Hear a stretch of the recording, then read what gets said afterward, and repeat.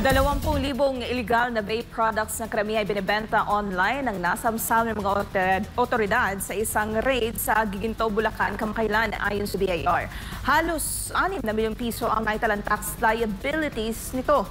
Tiniyak naman ng ahensya na maikakasa ang pagsasampa ng kaso laban sa lahat ng individual na sangkot sa illegal na kalakalan ng nasabing illegal na produkto. Si Christine Catarong magbabalita.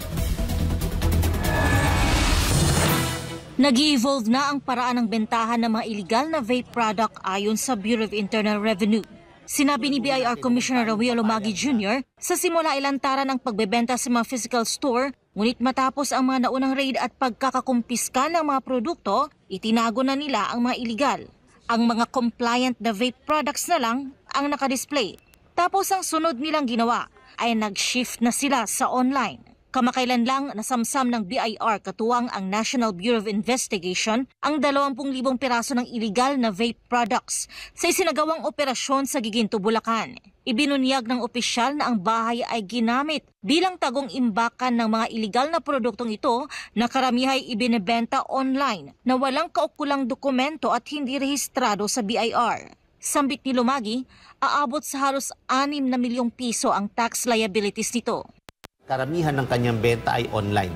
Mapa-Facebook man yan, alam namin at binabantayan namin lahat ng mga online platforms at yung mga yung marketplace. Nakikita natin na nagkakaroon ng mga groups at kung saan nagkakaroon ng transaksyon at nagbebentahan. Kaya naman dyan tayo nakatutok ngayon.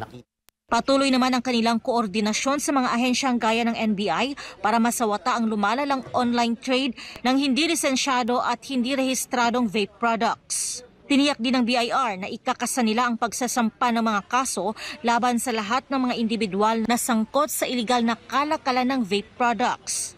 Hindi lamang ang mga negosyante ang pananagutin, kundi pati na rin ang mga registered owner ng bahay, condominium o iba pang ari-arian kung saan natagpuan ang mga hindi lisensyado at hindi nabuwisang vape products. Kasama rin sa papanagutin ang mga online agent, pati na rin ang mga delivery rider na nasabat sa operasyon. Isa sa pangunahing kasong isasampa ay ang unlawful possession of excisable articles without payment of excise tax, alinsunod sa batas. Ayon sa BIR, hindi kinakailangang ikaw mismo ang nagbenta ng produkto. Sapat na ebidensyang makita ito sa iyong pag-aari para makasuhan. Kaya siguraduhin natin na huwag tayong papayag na gawing imbakan ang mga bahay-bahay natin at ang mga warehouse natin at dahil damay kayo sa kaso na yan. Bukod dito, isasampa rin ang kasong tax evasion laban sa mga kumpirmadong nagbebenta at responsable sa pag-iikot ng produkto online. Nanawagan naman ang BIR sa publiko na makiisa sa laban kontra iligal na imbakan at bentahan ng vape products sa mga residential area gaya ng mga bahay at condominium units.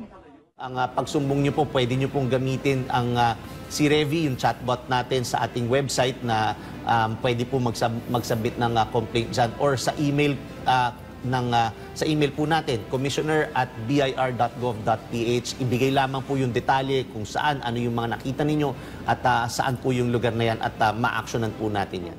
Para sa Diyos at sa Pilipinas kong mahal, Christine Catarong, SMNI News.